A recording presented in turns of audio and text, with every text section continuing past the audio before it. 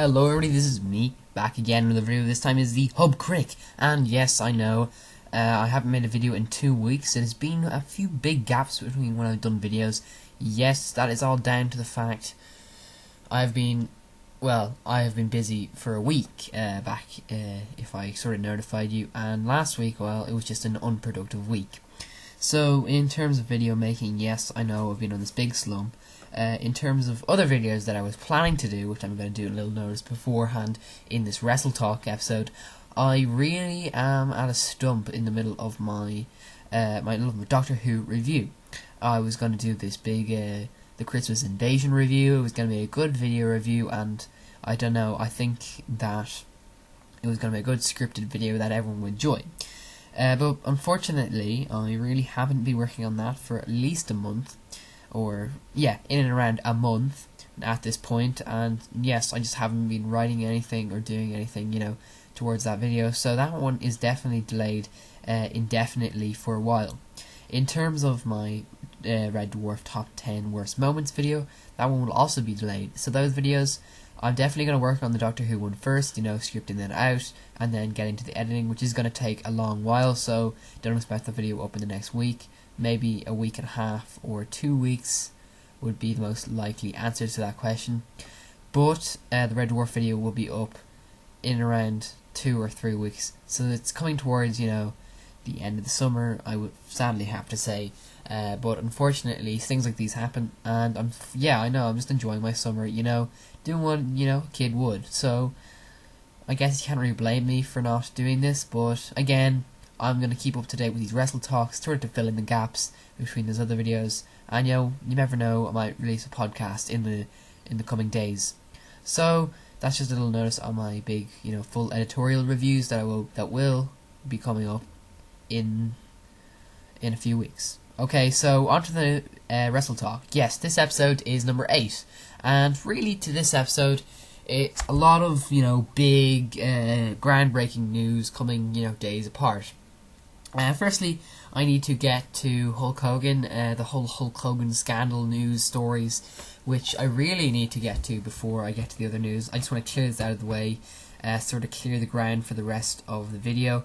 It's a very sort of shocking thing, but of course we have to cover it, and this is coming, days after our other big news being Hulk Hogan, the Undertaker returning, but of course I'm just going to go quickly touch on what WWE has commented on the website. WWE has terminated its contract with Terry Bollea, aka Hulk Hogan.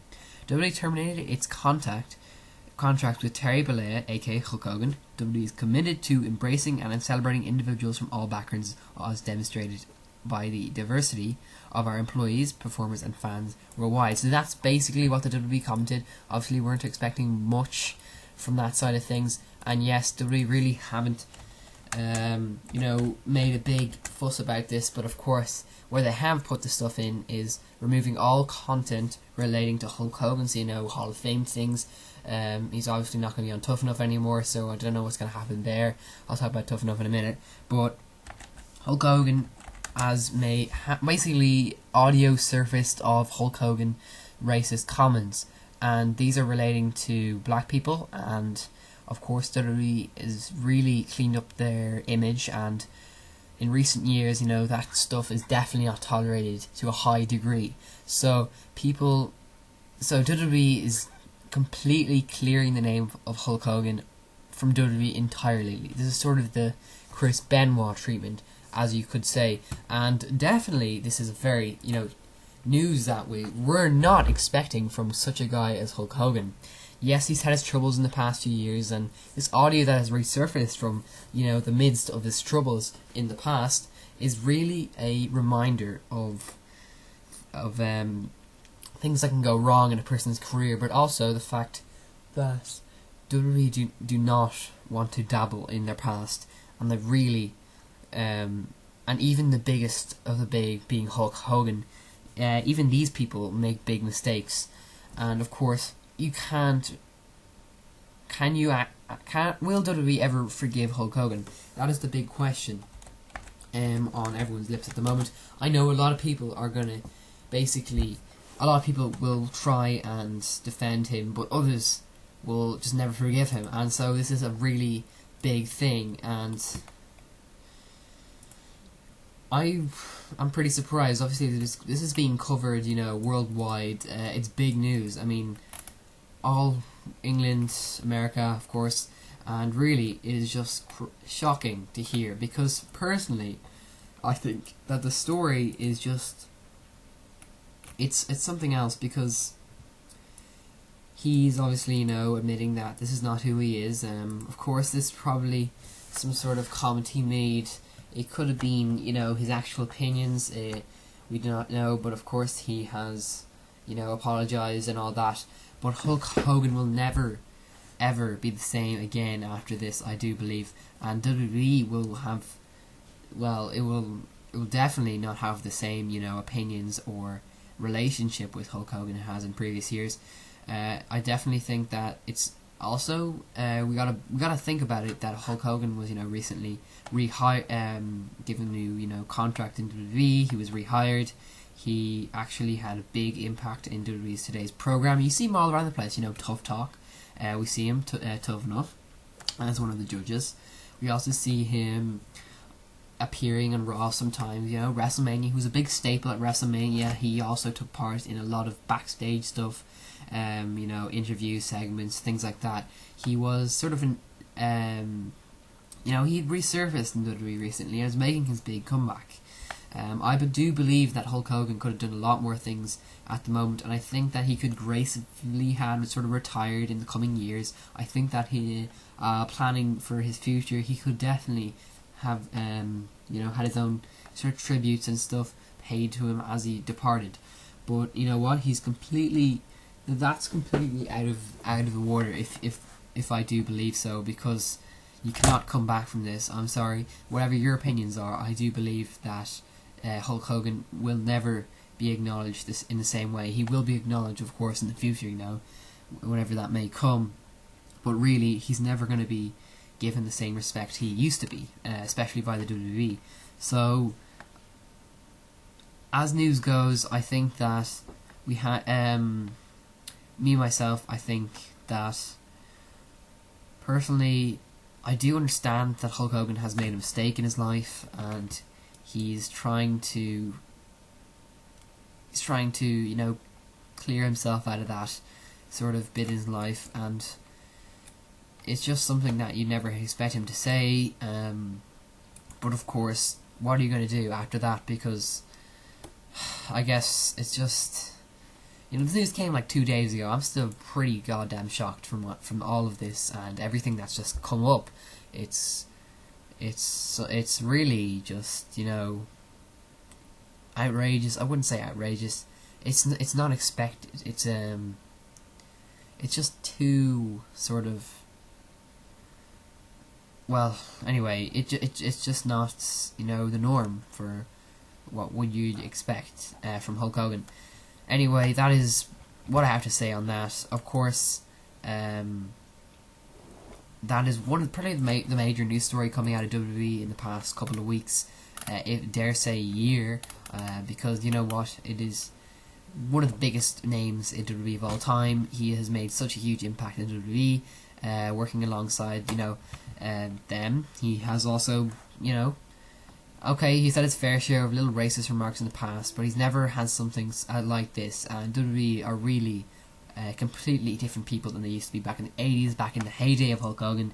Hulk Hogan is the integral part of WWE for like 10 years, whatever, from 1985 to 1990. He's completely dominated the scene, and you know what, for him to stretch through the years and still be here in WWE is quite a miracle. But honestly, I say he will never ever appear in WWE again.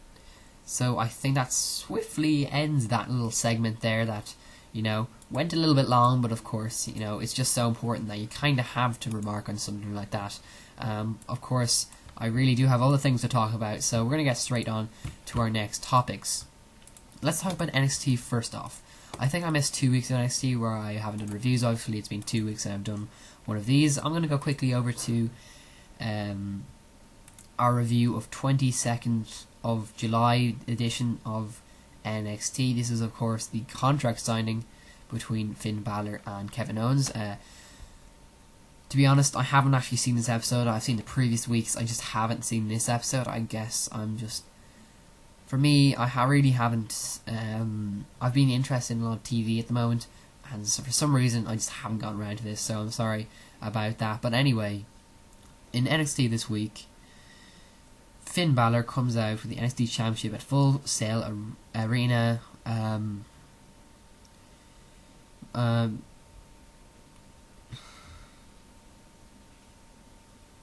He is there out with his title, and we see him come out, and they are doing build up for their match. Of course, the New York takeover, which I'm incredibly excited for. The rematch for the NXT Championship. This was announced at Comic-Con, I do believe. I saw a video for that. And yes, they had this little contract signing. They, of course, were there. And you could tell that, there's still a lot of tensions between the two. You gotta love Kevin Owens. He definitely kept up the story relevant. He's been bouncing around in the moment. And after failing to win the United States Championship and failing to win and losing the NXT Championship, I should say, he definitely has a chip on his. He definitely has some sort of he has a chip on his shoulder, I guess you could say. But he also has a sort of a bigger incentive now, and he's kind of. I don't know what you could say for him, but I definitely think he has more motives now, and definitely. If I were him, I would definitely, get my priorities straight and go straight for the NXT Championship. So he's definitely got some sort of. He definitely has needs now, and I guess there's going to be a stronger want in the eyes of Kevin Owens now. He's going to be a crazy man in the ring, is all I can say. Just to put it simply there. Anyway, you gotta admit, this is sounding like a great rematch we are gonna get. Personally, if I'm thinking of the results of this one, looking forward to this sort of Summerslam hype going into this, I definitely like the idea of Balor just completely, cementing his name here in NXT. And I've never spoken on this before, but I really think this is Balor's time to shine, and I believe that he should win this match against Owens. Kevin Owens. Yes, he has, of course, lost against Cena, and all of his, sort of hypocrisy aside, I do believe that Owens has a place in the roster, in the main roster. So I do believe, he's going to get something there soon. So if they're going to keep Balor down here in NXT for a while, I definitely think he's a strong holder for that NXT Championship. He could battle it out with a few others in NXT. I think Owens could sort of move up, and they could find a few people for him on the main event. But really, if they're going to do surprise on me, I definitely think that Owens winning, I wouldn't be too sad with that. Owens winning the NXT Championship back, being the first two-time NXT champion would be cool. But again, for me, I just really root for Balor in this one. And I narrowly think, like 60-40, I believe. I just think Balor's going to win and defend that title. But we'll see in the coming weeks at NXT how it looks for Balor, and I don't know. I want to see what he can pull out coming up to that in the promos or whatever, because you know what, I like a cool Balor promo. On the show we had Eva Marie versus Cassie. Eva Marie making her first in-ring debut at NXT. Yeah, I don't know if she's getting on fine. She's obviously sort of a heel. So, Eva Marie, I don't know. Her in-ring, I've never been a fan of her in-ring. I always think that she's stiff working in the ring. She's good looking, I've got to say. But, she does, have a presence. So, that's a good thing. Her promos they're alright. Okay, I'm fine with them. I definitely haven't seen her, gel with any other I guess, divas at the moment. I just haven't seen her be good with other divas, I have to say, so I really can't see how she's proven herself yet. So yeah, bring down to NXT. I know somehow the WWE are going to try and make her big in the divas division, which they already have attempted and sort of failed with the whole what's that reality show called? Total Divas sort of gimmick going in. She sort of pulls herself along with the other divas, which is just really annoying. Eva Marie, I can't really see because she just had a match. She's had a few, promos where she comes out. Keep them going. I think they're really, they're interesting, but I really think that bring another diva out with her, then we can really see how she works in the promo department. In ring, she's slightly improved on what I usually see of her. I guess she has worked with others, trainers and stuff, whatever they're saying. I still don't think she's a good wrestler, but she had a short match and the finish was good. I like the finisher she used. It was like a off the corner turnbuckle. She sort of neck broke it. She did like a neck breaker sort of thing backwards. But anyway, our next match was Samoa Joe versus Mike Rollins. Samoa Joe again plowing through another opponent, I believe. And you know what? Samoa Joe... Will I ever? But Samoa Joe... Yo, Samoa Joe. Emma versus Bayley. I haven't seen this one. I'm really excited. I actually haven't seen this one, but I really am interested because I love these two in ring. I like their characters as well. They're very interesting. So that's a good result there. Sorry, I haven't commented on much on NXT at the moment because you know what? I haven't seen the episode. I'm sorry. Anyway, we had, and actually Bayley won that one. I should have said Samoa Joe won the previous match. The Vaudevillains beat Sawyer Fulton and Angelo Dawkins. No surprise there. Of course, they have the whirling dervish. I love the way they have their sort of heel type gimmick. I think they work very well as heels, and they always kind of have. But their gimmick, it's really cool. The whirling dervish, I really like that. The finisher's alright, I gotta say. And the great workers in ring. And I do truly believe that they are going to win the NXT Tag Team titles if they get the opportunity, which they will be getting, because they won the number contendership. So please turn the titles over. Nah, man, I want to see Blake and Murphy lose. That would be cool. So that was the finish of the night, I do believe. We also had the contract signing, which sort of summed up NXT that week. And really, all I care about is TakeOver Brooklyn. I know that's like 2 weeks or 3 weeks away from now, Summerslam sort of weekend. Of course, I'll probably be watching Summerslam. I don't know how long that paper is going to be, but I definitely will be staying tuned for that. Speaking of, that sort of pay-per-view aspect of things, we got to go over to Battleground 2015 results. Anyway, let's talk about our kickoff match. It was King Barrett defeating R-Truth, funnily enough. King Barrett actually gets a win one of these times, and there you go, that was his big win. Great, we got to see him win a match. Wonderful. Randy Orton defeats Sheamus, who is, of course, the Money in the Bank man himself. No problems there. The way, Money in the Bank holders usually end up losing a majority of their matches after they gain the thing. But we're going to see a lot of Sheamus in the future, I do believe. If WWE are really going to roll with it, they're going to make him the WWE Championship, which is, I guess, one of the options they can go down, one of the roads they can go down if they see fit. So, that's something that they can do. Whether they're actually going to push the button of Sheamus, you know what, they're going to wait.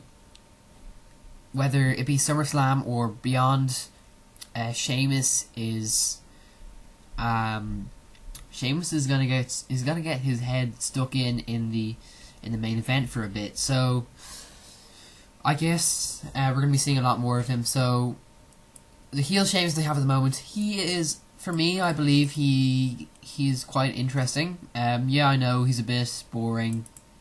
I should say he's a bit boring, but he's a fun heel. He's funny.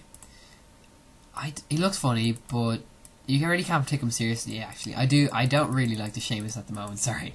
Yeah, I do agree with a lot of people think. So Sheamus isn't. I'm not the biggest fan of Sheamus at the moment. I obviously like Sheamus because he's one of my favorite. Used to be one of my favorite wrestlers, really, in the past. But he's kind of more appealing to kids. I know he's meant to be a good heel and all, but I haven't been seeing much of that lately. Anyway, our WWE Tag Team Championship match. It was the Primetime Players against the New Day. The Primetime Players defended and defeated the New Day to defend their Tag Team Championship. Their WWE Tag Team Championship, sorry, should I say. Bray Wyatt defeats Roman Reigns. Our triple threat match, Charlotte defeats Brie Bella and Sasha Banks. If we've all been knowing what's going on in Raw and stuff, we saw the big, Divas invasion for the NXT women, so I'm really proud of those. But Charlotte the Face defeats Brie Bella and Sasha Banks. That's crazy. Nikki Bella is, of course, trying to keep the title for 300 days. If she succeeds, well, hey, she's going to beat AJ Lee. I do genuinely believe she will actually beat AJ Lee, or at least be clipped off by one day by Charlotte or something. So that's exciting to think that we could see Charlotte as a Divas champion. Our United States Championship match, it was Kevin Owens and John Cena. John Cena defeats Kevin Owens, which kind of ends that whole big rivalry thing that we've been going on. Summerslam, we're going to have some different matches. And of course, in our main event, WWE World Heavyweight Championship match, Brock Lesnar and Seth Rollins fought to a no contest. Undertaker comes out, he interferes, and that match gets ended. It is a crazy finish. Undertaker, of all people, returns, set up his match with Brock Lesnar. Yes, he is basically there to, avenge himself from his WrestleMania 30 defeat and ending of the streak. So he's definitely got a lot to fight for. I think that's a very cool storyline to think of because it's very relatable. We can all kind of relate to his whole streak that's been going on for many years and years. And to think, Undertaker, of all people, he's lost. So he really doesn't have that for fight for, but he has to fight for his pride and all that. SummerSlam 2015, a very exciting main event. I do believe this will be the main event of the night. I hope it will be, not the actual championship match, but this definitely could climax to this very match, because it is a headlining match for SummerSlam. And, Brock Lesnar is definitely a guy that WWE have pushed and pushed and pushed to the sky, to the moon, and to space and all that.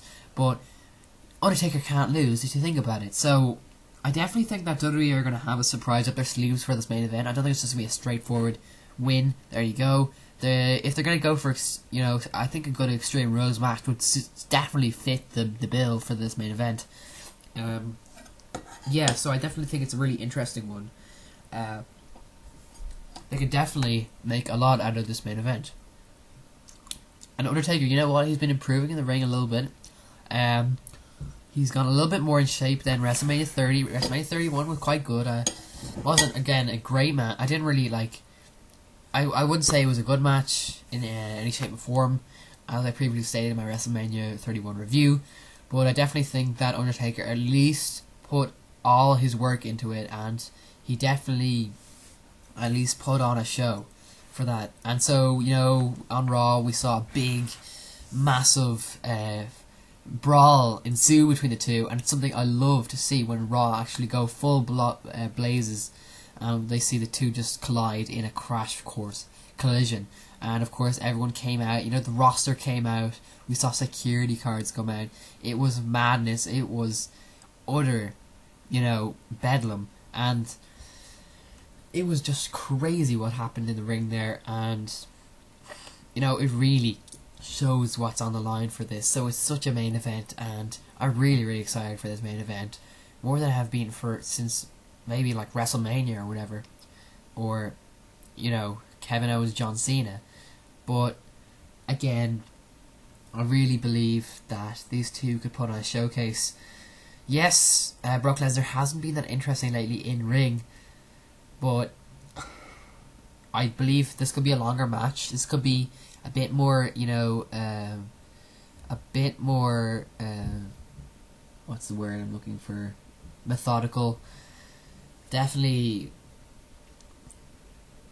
I guess, Undertaker could beat the living daylight out of Brock Lesnar. Brock Lesnar, they both fit the bill for each other. They're both sort of undefeated in their own fields, and they at one point or more than one point in WWE have really dominated the scene.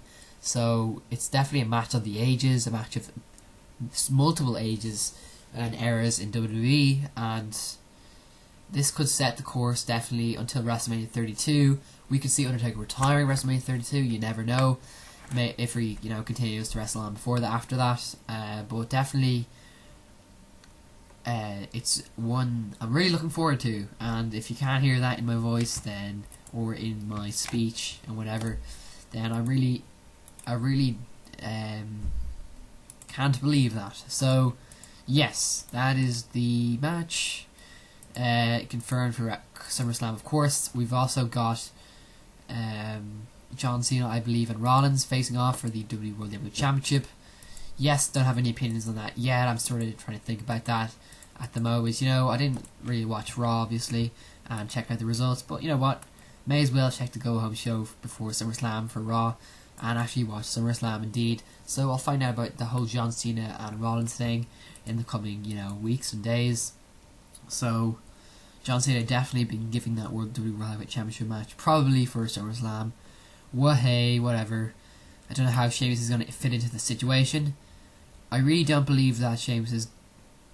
If they're going to actually bring him into SummerSlam, I just find it hard to believe that Seth Rollins is going to lose. And I don't know, is this just me, or will Seth Rollins keep that championship? I don't know, for me, I guess the whole, authority thing has been done and gone, but hopefully we won't see the reforming of it. And if we're not going to see the reforming of the authority, then I guess you could say Seth Rollins, I'm sorry, but he's probably going to lose. So, for some reason, I just find it hard to believe that Seth Rollins is going to lose. And I know I'm kind of, contradicting myself here, but, Rollins has been such a mainstay for the past, couple of months. And so, that's sort of, it feels a little out of place to me. It feels just sort of like wrong to me, but yes, I do think that it's a good time to change the hands of the title. And if it seems hard to say this, but I do believe that John Cena should win. So there you go. Yeah, and actually, Sheamus, is he going to interfere and cash in his money in the bank? You know what? I'd be happier if he didn't, because you know what? I'm thinking about it now. He's a heel. He's really going to see the best opportunity to cash in, of course. But I think that they are going to have to find a better opportunity, a less obvious opportunity to have him cash in. So this doesn't seem like the right place to do it. There you go. Rumours at the moment in WWE. Really, there's obviously been the big news. So, there's predictions and stuff going into SummerSlam at the moment, of course, and all the big news that we've had. Some other rumours, little things and little niggles that have been going on at the moment. I'll just comment on. Sting to be involved in tag team match at SummerSlam is number 5 here on some list. Sting's involvement at SummerSlam has been subjected to a lot of speculations. All of those can be put to bed soon as expected to be involved. He is expected to be involved in a tag team match at the pay-per-view, making sense that it is a big SummerSlam, match that it could be. And you know what? Sting only really competing at big time matches like WrestleMania or SummerSlam, so it makes sense. Sting is likely to join hands with Roman Reigns and Dean Ambrose in the war against the Wyatt family. The idea of putting Sting alongside Reigns is to protect Reigns from getting jeered by the fans. Yes, this is definitely something WWE would do, because if you think about it, I think Sting could definitely grab a lot of the fan spirit and bring that alive. So in this sort of Survivor Series type match, that I don't know why they wouldn't do this at Survivor Series, but anyway, whatever. I guess if they're gonna have it involved in the Roman Reigns sort of Wyatt family, Bray Wyatt feud, they'll have to do it now. So whatever, that seems fine to me. And it will of course be a big draw for the SummerSlam event. If Undertaker and Brock Lesnar isn't good enough for you, Sting will probably be there as well. Another rumour I've come across here is the new member of the Wyatt family, and that is believed to be the original plans for Summerslam were to have a 6-man tag team match between the Wyatt family and Roman Reigns, Dean Ambrose and Sting. However, the plan came crashing down when Eric Rowan picked up an injury. WWE is currently looking for a third member of the Wyatt family, but does not have any choices at their disposal. So, Ascension is a real possibility, but then again, the team is way too buried to be in the major feud. And I guess there's other rumours saying, I've heard this from a friend, but anyway, I think it'll be Bo Dallas, could be a viable option for the third member of the Wyatt family team, as Eric Rowan has been sidelined. So that's definitely a viable option, for the team. So that might make sense. The Ascension definitely probably wouldn't work, but that would. So, another rumour is huge title plans, change in plans. From the looks of it, John Cena is set to be pushed into the WWE Championship scene, as I commented on. A match between Seth Rollins and Cena at SummerSlam will be a great move, but WWE will have to keep the United States Championship away, and then have planned for the same as well. Yes, I didn't comment on this, but you know what? It'd be cool to keep John Cena with the United States Championship, which is weird to say because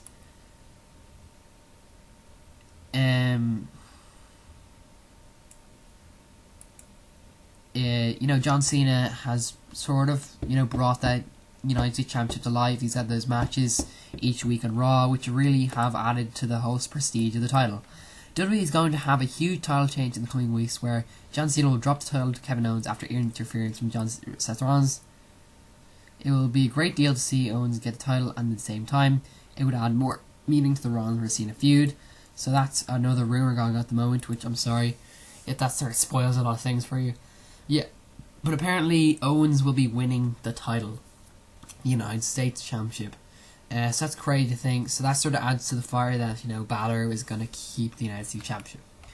There's a lot of titles going around at the moment. It's really confusing, I have to say. Anyway, speaking of Tough Enough, which I know I haven't done a review on yet, I'll probably do that in my next episode. But Hulk Hogan, obviously he's gone completely out of the picture. Candidates to replace Hogan on Tough Enough. WWE have lost about 50 million. That is 50 million, guys, due to the Hulk Hogan controversy, and they are currently in recovery mode. WWE is replacing Hulk Hogan in every way possible, and Tough Enough is all set to go through the exact same phase. There are numbers of names being tossed around for the mix replacing Hulk Hogan, and the leading candidates are Ric Flair and Mick Foley. These are two big names, I have to say. It's going to be really awkward to see a sort of change in the judges after 5 weeks. And I don't know if it's going to, take place this week, which I'll be interested to see, as I'll be staying tuned for that episode of Tough Talk, or Tough Enough, sorry. But we're going to see what happens there and that side of things. Whether they do it immediately this week or wait another week. I guess they will probably do it this week, because they have to have the 3 judges and all that. So the name of Miz is also being mentioned as well, so I have to kind of comment on that. I do think that The Miz would be a good fit, because he's also sort of he's really had good opinions on these people, and he's been with them for 5 weeks, so he definitely would know his way around and be a viable, he would be a good judge, because he definitely sort of has the inside track with the contestants at the moment, so it would make a lot of sense. But then again, we could see, Chris Jericho take a more presenter position, and also sort of I think he could be good for Tough Talk as well, so he could sort of replace The Miz. The Miz could be a judge. Even though I do enjoy The Miz in Tough Talk, I think Chris Jericho could also do that job as well. So there you go. And WWE expected to make the decision after this week's Monday Night Raw, and probably release a statement about the Hogan situation on the same day. So yeah, we already have seen the situation. That's enough of that sort of subject for this week. But anyway, one final, rumour I could talk about now, and, comment on, and is ending on the Undertaker vs Lesnar match at SummerSlam. And because we're going to see what's happening there, we already had a possible ways in which the Undertaker vs Brock Lesnar match could end at SummerSlam, and WWE might end up choosing one of these endings. The current plan is to end the SummerSlam match in a controversial manner, so that WWE could have a big match between the two at next year's WrestleMania. I don't know, I think that's a cheap finish. I really think they should do a proper finish for SummerSlam, please God. I know that they haven't really done this in previous years with SummerSlam, but I think it would add to the whole importance of this match if it was a proper finish, to be honest. Disqualification or interference is the most problem endings for the same, and even if W doesn't pull it off, Undertaker is definitely going to get his revenge. He will eventually win a match against Lesnar at SummerSlam or WrestleMania, depending on what WWE wants. So that's it for me talking about, all these different things on Wrestle-Talk. I have no idea how long this episode went to. It felt a little bit long, just, sorry I pulled out the end with all the rumours and stuff. And yes, I hope you enjoyed this episode. It's a very sort of big, momentous episode with all the news swirling around at the moment. And yes, the dust hasn't really settled yet. I haven't even commented on some other stuff that, could be important to talk about. But really, I'm going to leave that for next week because, you know what, I'm a bit tired at the moment. It's a bit late now and I've had there's been a manic week in WWE. And so hopefully the dust will settle and we'll get to see things in a little bit more clarity. We'll get to pick apart, other stuff that's going on in WWE. I might stay tuned for Raw next week, you never know. I'll definitely be in Tough Enough and Tough Talk to check those out. So I'll do a review of the last few weeks, talk about everything that's going on in WWE that week and stuff like that. And in the build up to SummerSlam 2015, which is hopefully going to be a big, big show. So that's it for me, guys. Make sure you comment below your opinions on this episode. What you want to see me from me next. What do you talk about in this episode of Tough Wrestle-Talk number 8. And also like below, subscribe to this channel for more content, The Hub Critic, and also enjoy all the content I am supplying to you guys. Thank you very much. See you all next time.